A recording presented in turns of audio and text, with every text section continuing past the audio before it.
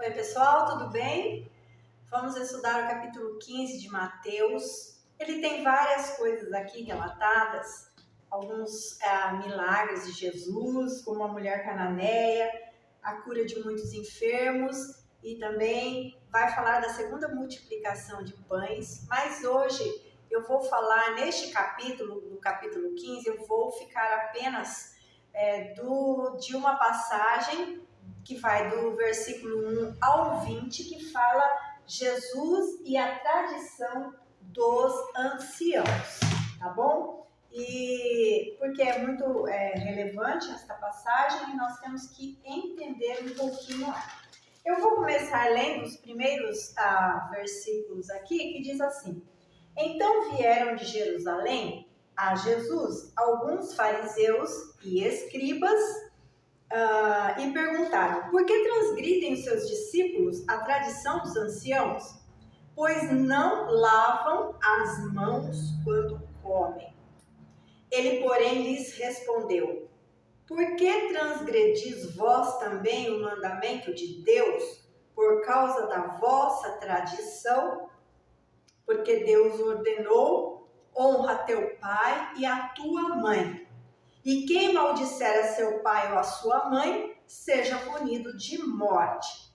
Mas vós dizeis: se alguém disser a seu pai ou a sua mãe, é oferta ao Senhor aquilo que poderias aproveitar de mim, esse jamais honrará seu pai ou sua mãe. E assim invalidastes a palavra de Deus por causa da vossa tradição. E aí ele vai chamar hipócritas. Bem profetizou Isaías a vosso respeito, dizendo: este povo honra-me com os lábios, mas o seu coração está longe de mim, e em vão me adoram, ensinando doutrinas que são preceitos de homens. Nossa, maravilhoso isso aqui, hein? Então vamos entender. Olha só a cobrança dos religiosos para com os discípulos de Jesus. Vieram de Jerusalém, olha só, então imagina-se que Jesus não estava em Jerusalém, deveria estar por perto ali, no caminho, na região, e eles andavam atrás de Jesus para questionar, para achar erro, para acusar, para indagar, interrogar e colocar Jesus em situação difícil. Mas ele era Deus, né? Ele era o Filho de Deus, ele conhecia tudo acerca de Deus, da palavra, da lei, de tudo, né? Então, eles chegaram ali cobrando que olha só, que os discípulos não lavavam as mãos quando comiam. E isso, então, para eles era algo terrível. Eu vou ler aqui um estudo que eu fiz para vocês verem a situação, o que era.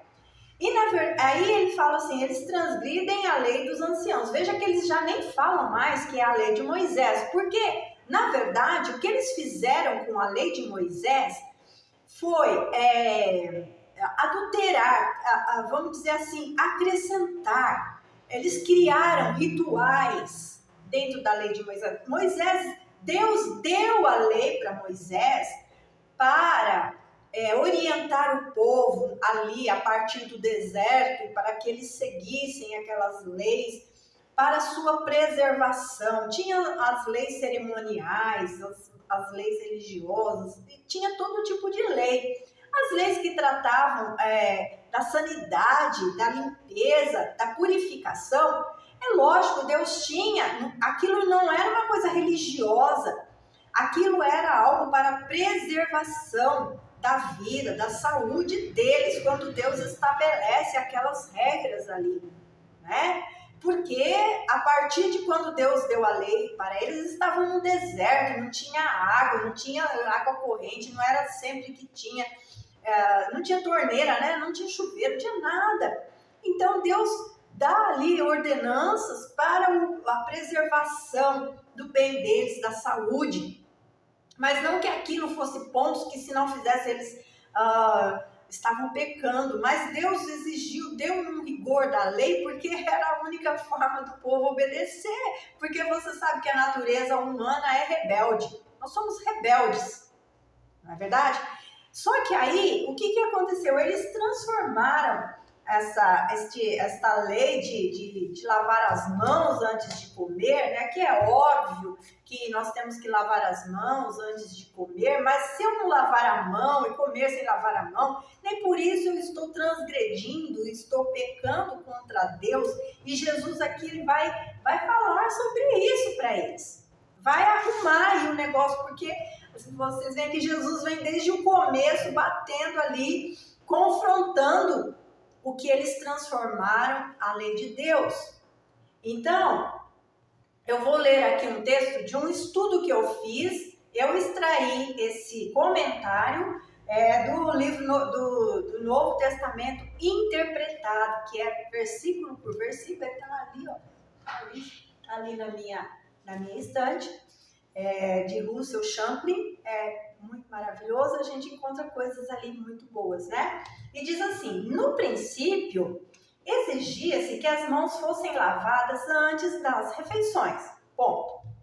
Mais tarde, outra lavagem passou a ser exigida depois das refeições.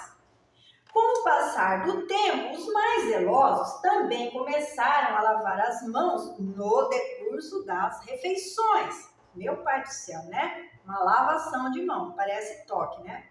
O rito envolvia uma maneira especial de lavar, levantando as mãos e fazendo a água escorrer sobre os pulsos e daí aos cotovelos. A lavagem antes das refeições exigia imersão total das mãos em água limpa, especialmente guardada para esta finalidade. Então veja bem que no que eles transformaram algo que Deus deu, tão simples, eles transformaram num ritualismo louco, insano, né? Imagina você ter uma bacia de água do lado da mesa que você come, você lava antes, põe a mão naquela água, tem que ser limpa, ninguém pode ter tocado naquela mão, você lava, come. Quando você está comendo, você tem que lavar de novo, depois você come, você tem que lavar, você tem que deixar a água escorrer, o cotovelo e tal. E devia ser uma loucura, né? Será que eles faziam mesmo ou eles só exigiam do povo, né? Então vamos entender. Esses ritos nada tinham a ver com a higiene física, mas eram tidos como um tipo de higiene espiritual. Olha só, eles transformaram isso em algo espiritual, para eliminar o perigo do contato com os gentios. Ou outras coisas que causavam a imundícia cerimonial. Perigo esse que se multiplicou enormemente depois que os romanos dominaram a nação. Então, eles achavam que eles fazendo esse ritual aí de lavação, né, de mão, a gente também tem a lavação dos pés, né, porque eles achavam que os gentios contaminavam eles o tempo todo e a questão dos romanos lá, né, que eram gentios para eles e tal, e eles conviviam com os romanos, com os soldados, enfim, com tudo, então eles tinham que estar sempre se lavando ali, né, assim que eu estou entendendo. O rito da lavagem das mãos supostamente livrava-os das imundícias do mundo, tornando-os dignos de adorar a Deus e receber bênçãos divinas. Oh, que fácil, né? Se fosse isso que nos tornasse dignos diante de Deus, né? Ai, a Bíblia fala, tendo a vossa consciência lavada com a purificação da água, né? E o que é ter a mente lavada com a purificação da água? Ter a mente limpa, lavada pela palavra. Porque a água simboliza a palavra. A lavagem pela água, né? Águas purificadoras, águas limpas, não é verdade? Olha só, vamos lá. A despeito do fato de tais coisas nos parecerem tolices, esses ritos tinham imenso prestígio entre as autoridades religiosas. E muitos entre elas situavam-se entre os de maior importância na tradição. Que loucura! Lemos que a desobediência ao rito da lavagem das mãos requeria que o indivíduo se justificasse ante o sinédrio. Olha só, o sinédrio eram os religiosos que compunham a corte, né, do templo, deles ali, eram os que julgavam as causas lá, tá? E esse fato de não fazer esses ritos era suficiente para excomungar alguém da sinagoga, que era o lugar onde se reuniam para tratar, estudar, ouvir falar as escrituras, ok? Isso é um comentário, é um estudo bíblico extraído de um comentário baseado em fontes e em pesquisas, é claro, do contexto histórico. Aí vamos ver, né? E Jesus os confronta também.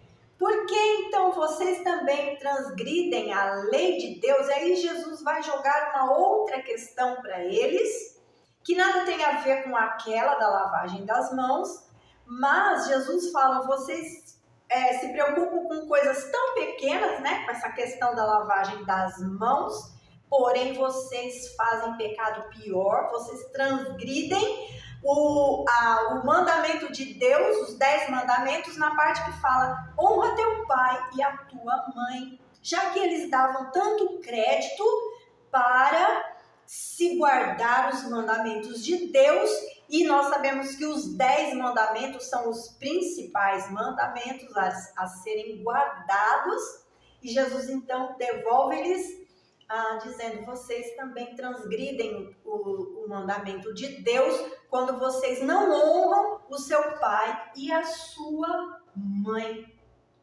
né? Então vamos ver, no versículo 3 ele diz assim, aí eu já vou ler na minha Bíblia, que já traz uma versão mais atualizada, que vai explicar a questão que Jesus fala, como eles desrespeitavam essa tradição. Qualquer pessoa que tinha que sustentar os seus pais, né, porque era a lei, aí a lei é justa, a Bíblia fala que a lei é justa e boa, e Deus deixou que os mais novos, os filhos, tinham que cuidar dos seus pais. E eles, então, para se ficarem livres desta lei, deste mandamento, desta obrigação de sustentar seus pais mais velhos, o que eles falavam? Que aquela oferta, eles iam lá no templo e eles levavam uma oferta e eles falavam assim para esses anciãos, os escribas, essas pessoas, esses poderosos, aí falavam assim, isso é a oferta de Corbã. Vamos entender um pouquinho o que é a oferta de Corbã? A minha tradução aqui, dessa que eu vou ler nessa Bíblia aqui agora, diz assim, vou ler desde o começo que Jesus fala, por que também vocês transgridem o mandamento de Deus por causa da tradição de vocês? Porque disse Deus, honre o seu pai e sua mãe, e quem maldisser o seu pai ou sua mãe seja punido de morte. Estava na lei, ok? Vocês, porém, dizem que se alguém disser a seu pai ou a sua mãe, e aí na tradução, talvez até que você tem na sua Bíblia, vai dizer da oferta de Corbã. Aí então ele fala assim, se alguém disser a seu pai ou a sua mãe, a ajuda que você poderia receber de mim é oferta ao Senhor, ou nas outras traduções diz, é oferta de Corbã, esse não precisará mais honrar os seus pais. E assim vocês invalidam a palavra de Deus por causa da tradição de vocês. E aí Jesus põe o dedo na cara deles. Hipócritas, hipócritas, hipócritas. É só o começo dessa história. Jesus, lá mais na frente, chamou eles várias vezes de hipócritas, sepulcros caiados. Aqueles que falam assim, vocês com o mosquito engolem o camelo. Vocês acrescentam leis que nem vocês mesmos podem cumprir. Né? E eles foram lá cobrar os discípulos de Jesus porque estavam comendo sem lavar a mão. E Jesus então joga na cara deles, seus hipócritas que vocês estão falando aí, nem o pai de vocês e a mãe de vocês honram. Vocês transgridem a lei que vocês tanto preservam, que é a lei de Deus. A lei que vocês tanto idolatram, que Deus deu para vocês, vocês transgridem. E ele fala, bem profetizou Isaías a respeito de vocês, né? Eu já comecei lendo aqui, este povo me honra com os lábios, mas o seu coração está longe de mim e em vão me adoram, ensinando doutrinas que são preceitos de homens. Vamos continuar mais um pouquinho aqui, porque ainda tem mais um pouco, né? E aí, então, Jesus responde que os ritos judaicos deles não tinham valor nenhum diante de Deus. Vamos prestar atenção se às vezes nós não estamos criando coisas que não têm valor diante de Deus. Vamos pensar nisso.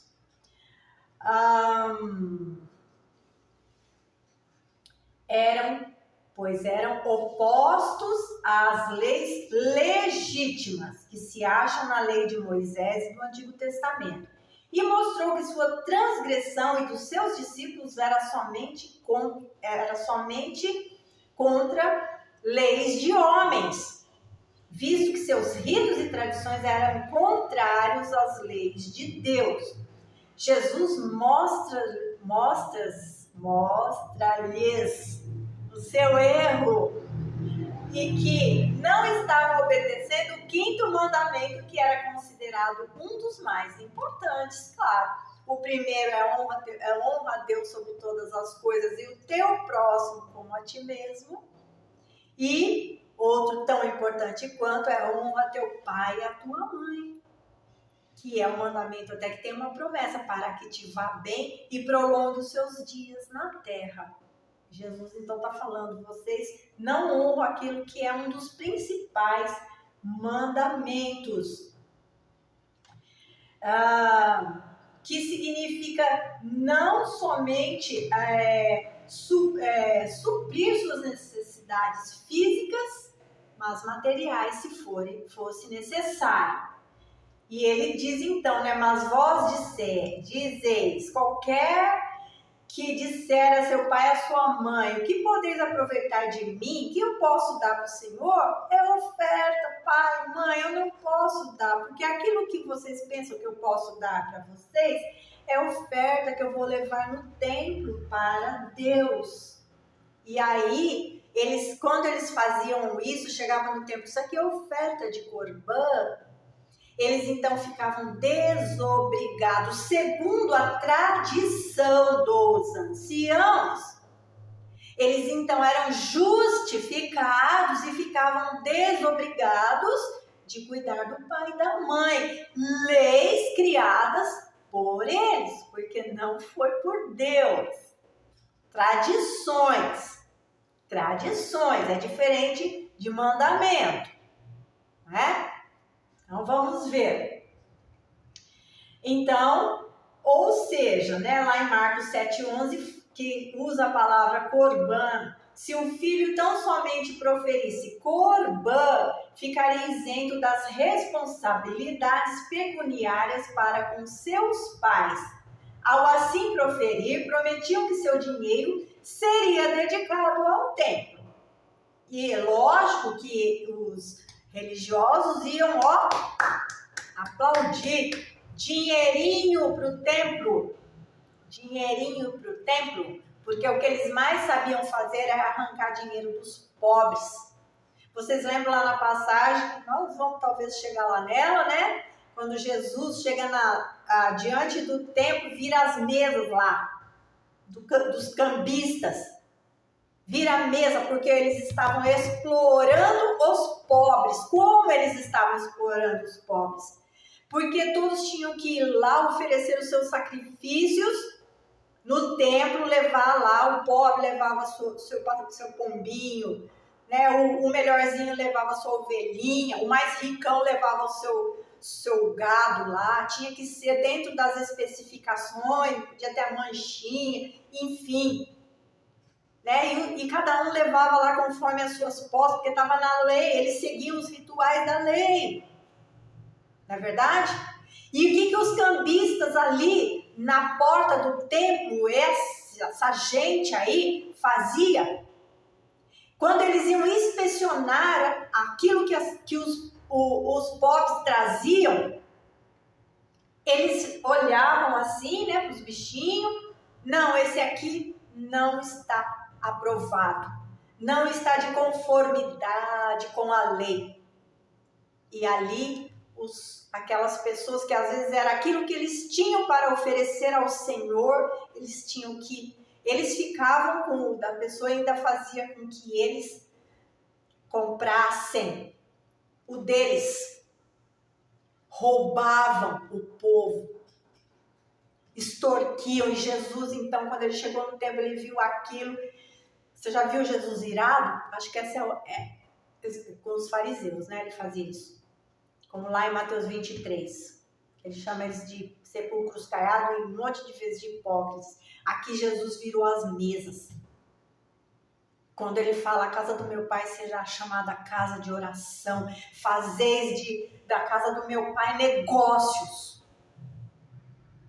Porque o pobrezinho ia com a sua oferta lá, o que ele podia, eles rejeitavam, ainda faziam o pobre, coitado. Eles ficavam com a oferta deles. Tiravam até o que eles não tinham. Esses eram esses que Jesus falou, hipócritas. Vamos seguir aqui.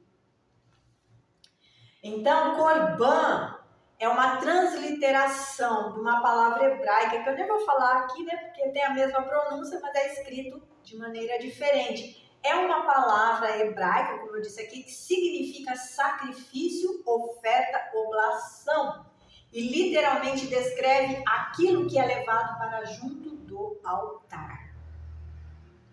Então, em Mateus 27, 6, vemos que a tesouraria do templo tinha um nome de Corban.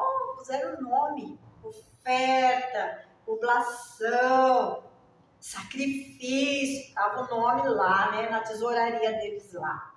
E qualquer judeu poderia pronunciar esta palavra e imediatamente, ainda que de maneira vaga, já prometer as suas posses ao Corban do templo.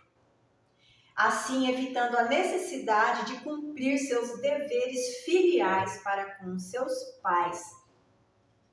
E daí? Os velhos que se cuidem, né? Desta forma, Jesus confronta. Vamos repetir? Hipócritas. Bem profetizou Isaías a vosso respeito, dizendo: este povo honra-me com os lábios, o seu coração, porém, está longe de mim. Mas em vão me adoram, ensinando doutrinas que são preceitos de homens. E em seguida, Jesus, então, chamou a multidão para ensinar o que realmente contamina. E é interessante que aí Jesus vai dar o ensino para a multidão. Agora, eles todos que eram explorados, aqueles que usavam de má fé, e os que eram explorados, agora eles vão ouvir a verdade. Porque Jesus veio para trazer a verdade do reino de Deus, do reino dos céus, a verdade absoluta, inquestionável, inabalável, imutável, não muda para os nossos dias. Os preceitos de Deus são os mesmos. O Senhor é o mesmo ontem, hoje e será eternamente. Nada mudou. Não tem, como se diz, atualizar, encaixar, não tem isso nas Escrituras. Para sempre ao Senhor, tua palavra está afirmada no céu. Passarão céus e terra, mas a minha palavra não passará. E aquele que contradiz ou retira a palavra de Deus, retira, altera, ele vai perder a sua parte na vida eterna. Vamos lá. E aí então Jesus chama as multidões para ensinar-lhes o que realmente contamina. Óbvio, ele fala, vamos ver lá no versículo 11, ele diz assim, o que contamina a pessoa não é o que entra pela boca, mas o que sai da boca, isso contamina. Porque Jesus está falando de coisas espirituais. O que entra pela sua boca pode contaminar, te fazer mal no corpo, mas ele fala assim, então, aí vamos no versículo 17, aí ele fala assim, não compreendem que tudo que entra pela boca desce para o estômago e depois é eliminado? Seja contaminado ou não, vai sair. Como às vezes a gente come um alimento contaminado, dá uma dor ali, dá um revertério, mas sai e passa.